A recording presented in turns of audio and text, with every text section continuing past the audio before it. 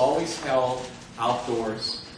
It's on the steps of a county building, right? The reason it's held out, even if it's raining, it's held outdoors because they want to exemplify that it's open to the public and everybody gets to bid. You wouldn't feel good about it if it were in a closed room with a bunch of guys smoking cigars. Okay? So everyone bids, and you bid. The lender that's foreclosing always bids first, required under California law, and everybody bids up from there. Okay? And then the bidding stops when nobody else bids, and there's one person left standing with the highest bid. Got that? Okay. Now, two problems in California. Write these down. Number one, in California, you need to have all money at the trustee sale. Right, Ken? Yes. In other states, you can put down 5–10%. You've got 30 days to get the balance, so you can contact your mortgage broker, get a loan, and pay off the house you bought at trustee sale. California, you need all the money at the sale, which means you cannot finance the purchase. So you need to have all the money. Okay? Number two is, you don't typically get to see inside of the house that you're bidding on. Okay? But where do I teach you how to do that? Okay. Thank you. Think about that one. Okay. So those are the good and the bad about the good news and the bad news about trustee sales. Now, if nobody bids at the trustee sale, oh, actually, the lender under law is required to bid, who's ever foreclosing. So if nobody else bids, it goes to that lender, and it's called step 6 in REO. Okay? Now think about this. Logical question. Why would nobody bid after the lender bids? Because it's too high. What's too high, Mario? The market value. The opening bid. The opening bid is higher than the market value. That's right. You said it reverse. The home is worth less than the opening bid, which happens a lot. If the house is worth more, then there's equity, and then you're going to see a lot of bidding. Okay? Got that? Okay, so in step 6, it could go to the lender or it could go to a third-party investor like you. All right. So time to go to a trustee sale. You ready? Ready. Yes. Are you really ready? Yes. Yes. All right. So here's trustee sale. Actually, this one is in San Diego. I love this trustee sale. Everybody has sunglasses on, right? Look at this. Like, this guy's got sunglasses. This guy's got sunglasses. This guy's got sunglasses. This lady has sunglasses. This guy's looking at us. Like, what's the problem, buddy? Okay. So we're going to go with this trustee sale, and here's the house we're going to be bidding on. Write this down if you would. Take a new piece of paper. Show you how they taught us real estate in law school. First of all, the house has a value of $300,000. How do I know? Who's a realtor here? What's your name back there? Justin. Justin is my realtor. Justin looked for me at all the sales concours for the past couple months. He looked at current listings, active listings, and he looked at anything that's pending in escrow. Right, Justin? Yes. And Justin said to me, hey, this house was worth more than $300,000 a couple months ago. But because of the market, it's down, and now it's worth $300,000. And then I had my contractor. Anybody use a contractor here? What's your name? Gavin. Gavin? Gavin. Gavin, G-A-V-I-N? Gavin's my contractor. Gavin, you looked at the roof and the foundation and the floors and the windows and the doors and the heating and the electrical and the plumbing and the air conditioning, right? Yep. And you looked at all those things. You said, boy, the house is great condition. It's worth $300,000. Am I right? Yep. Good. And then I asked my title rep, Chicago Title, Christine. Any title reps here?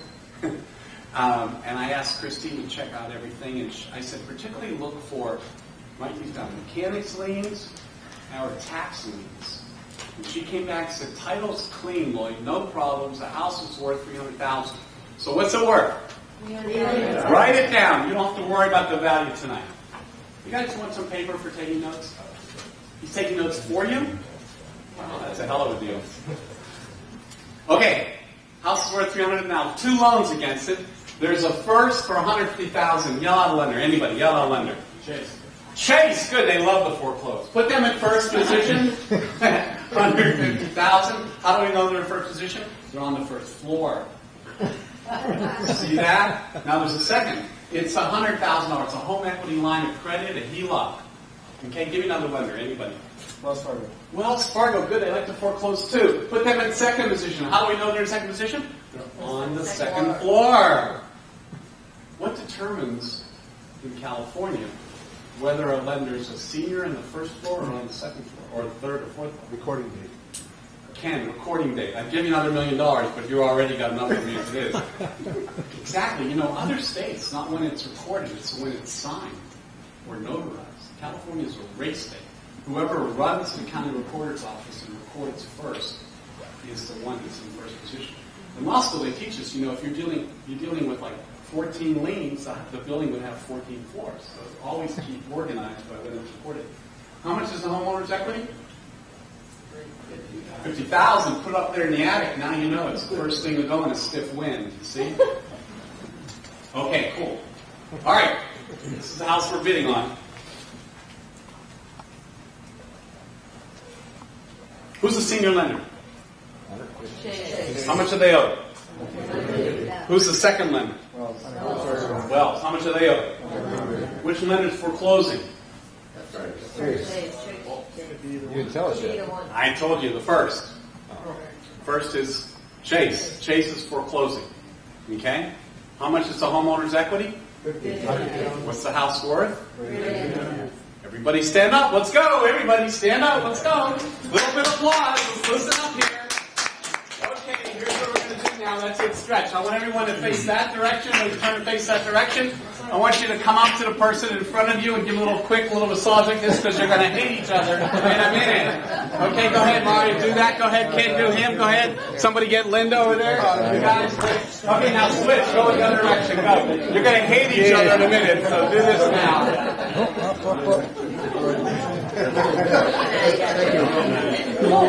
Okay, that's it. Now stop. Nobody sit down. Stop. Nobody sit down. Stop. Introduce yourself to somebody you don't know.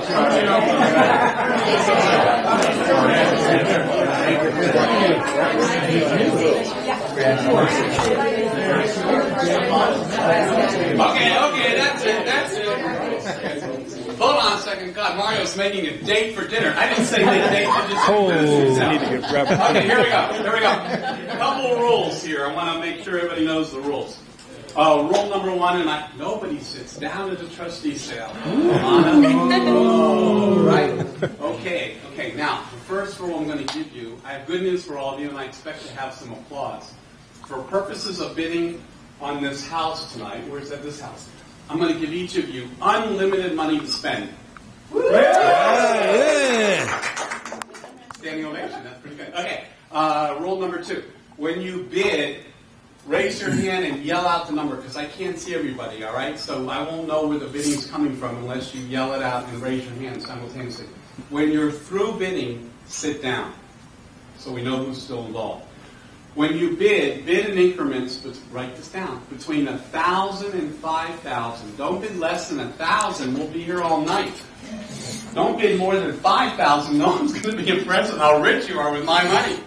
If you bid more than 5,000, you're going to be disqualified and have to sit down. Dan will take you outside and have to whip you with a whip. Whip you with a whip.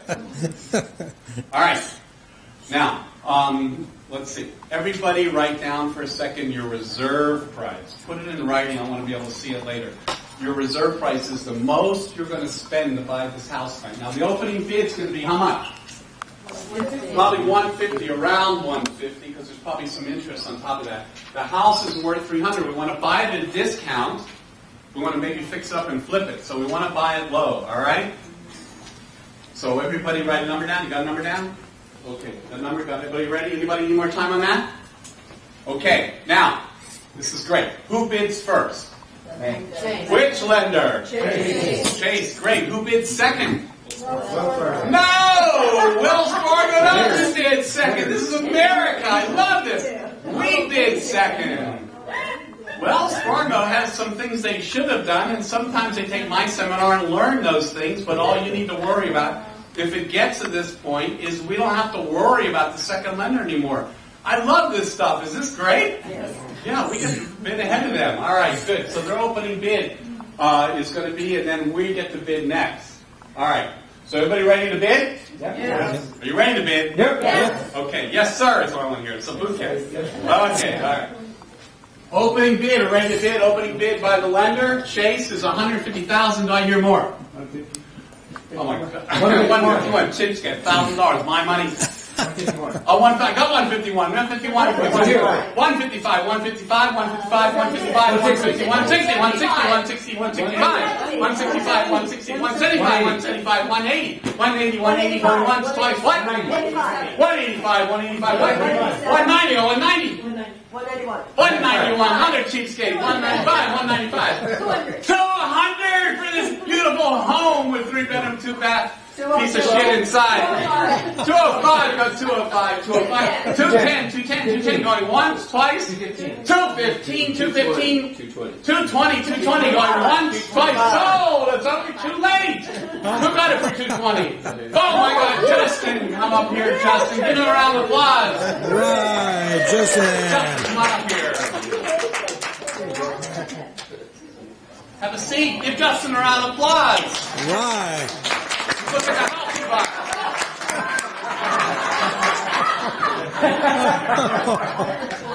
Oh, jeez. It's a lot of work.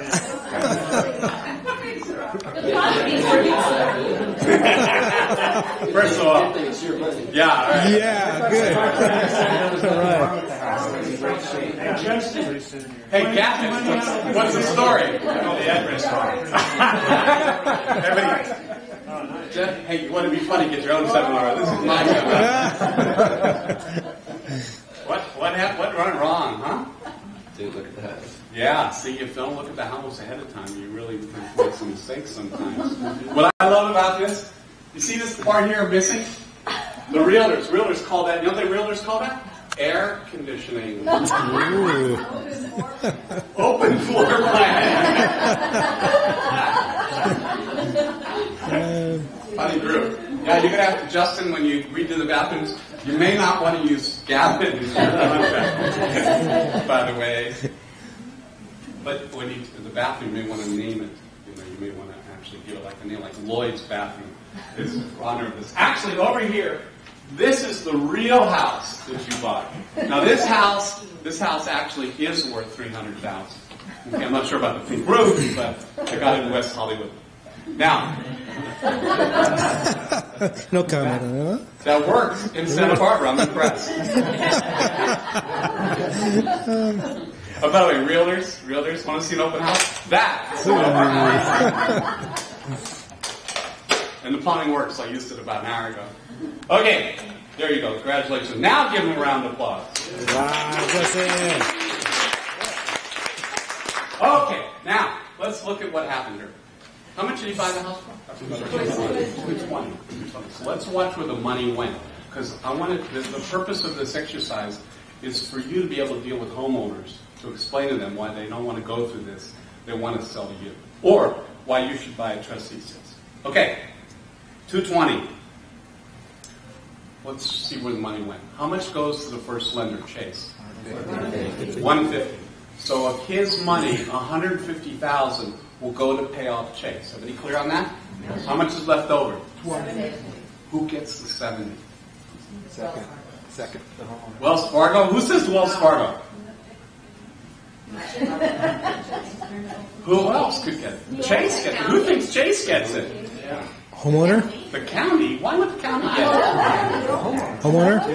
The homeowner. How many people think the homeowner gets it? The county? How many think I get it? You get it back? No. How many think Justin gets it? No, obviously not. Okay. Who gets it then? Who's not going to raise their hand no matter what I ask tonight? I'll say the trustee. The trustee gets it? No, the second gets it. Second gets wiped out. Okay, here's the answer. You ready to write it down? The second gets it. There you go. So Yeah. even though they didn't vote, thank you, Ken, even though they didn't vote, even though they didn't bid, they have a deed of trust. They're still secured. So they have a right to get any monies left over after the first has been paid. That's very clear. So you should really understand that. Number two, though, is how much are they owed? 100. How much are they going to get? So they're short. How much? 30. They're short 30,000. Can they go after Justin for it? Yes. No, Justin never has to worry. None of you have to worry. The lender can never go after you. The bigger question is, can they go after the homeowner? Maybe. Maybe. It's too complex. No. It's too complex to go over now. Actually, there's a rule that says no, but there's 4 exceptions, and the exceptions sometimes can swallow the rule. So in law school, we call that a reverse swallow. And what you need to understand then is it's too complex. We'll cover it at the boot camp. Right now, all you need to know is that the homeowner may be liable for it. Okay? Which is a reason why they should sell to you and not wait for the trustee sale. Got that? Now, what about the owner's $50,000 equity? Gone. Who has it now? Justin has it. You see that? Are you showing me your notes? I'm impressed. So the homeowner's equity gets wiped out. You'd be shocked how many people have met with homeowners in foreclosure? Okay, tell me if I'm not right. They go to you, well, I'll wait for the trustee sale. I got $50,000 equity. You ever heard that? Yeah, right, Dean? Yeah, you need to show them they're never going to see their equity. He's got that equity from buying into the trustee sale. So here's what happens with a homeowner. They need to understand. They may be liable to the second for any deficiency, and they are going to lose all their equity. That's why they shouldn't wait for the trustee sale. They should sell to you now. Got that? Okay, good. Justin, you have enough up here yet? Sure. No, I haven't had enough of you. You're going to sit up here the rest of the night. Now, here's what I want to know. Now that Justin owns the property, how many liens are against it? None. Oh my God, who says none? None. Okay, you're all right. Okay, got that. Haha, tricky. Isn't that a tax lien? Well, remember the title said there was no tax liens, mechanics liens. That's the first thing I asked. Okay. Even if there was a tax lien, not a big deal. We can get rid of that real fast. Okay. Most property tax liens by the city, the county, are wiped out in the sale, or I'm sorry, not wiped out, are paid through the sale. They would be included in the amount the lender pays for the open bid. And IRS liens, they have 120 days to redeem, but there are all kinds of ways to get them to agree to release the lien rules. So that's not a problem. Yes? This is a question for Justin or me? For you. Okay, Maybe for Justin. Break on this. For Justin's for you. So if you're going to do your due diligence before you show up at the courthouse and you go do a drive-by at the house, and you want to check and see if there's any liens, do you go to the title company to do a title search and a title lien company search? does all that for you. And once you go to boot camp, they'll do it for free. How do I know this stuff? Because I drink smart water. You want to learn this stuff, you drink smart water too. And you'll be smarter. They're one of my sponsors. Okay, next question? No? Okay, good. Justin, get out of here. Take the house with you. Take the house with you. I know you're a guy. You have a problem with that pink roof. I know you have a problem. But Justin, here's what I want you to do. I want you to get a new loan on that house. All right? Got a house. You bought a house for $300,000. It's worth $300,000. You bought it for $220,000. You have $80,000 equity. For at least you get a loan, right? Now get a loan, and then you do it again and again and again. Is that a great way of making money? Yes. Yeah, great. Okay. Was that helpful? Yes. All right, let's move on. How do you get the loan? Do you have to apply, or do you already have to have somebody waiting for you? No, you can't apply for loan in advance because in a trustee sale, you need all cash. Once you own the house, after the trustee sale, you get a loan. Cash in there. Yeah, okay. How does that work? You can bid if you have the 150 open bid. But then you already have the cashier's checks made out at 10,000 at a time. Yeah, you have, I skipped that. Justin, what was your reserve price? Glad you asked the question. 220. 220 was your reserve price. Okay, real quick, what was your reserve price? 200, good.